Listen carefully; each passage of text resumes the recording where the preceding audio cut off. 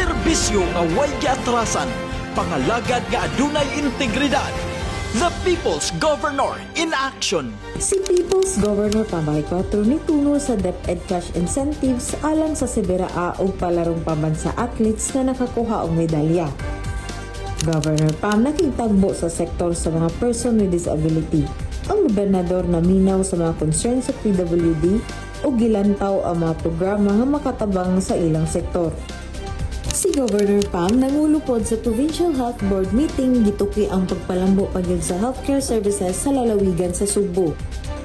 Ang Public Employment Service Office o PESO Manager Cebu Chapter nag-courtesy visit ni Governor Pam ang oportunidad sa trabaho sa mga Sugboanon hinusgan. Giabi-abi pod ang Bureau of Fire Protection or BFP Regional Director 𝗣𝗘𝗢𝗣𝗏 Jr. nga nag-courtesy call.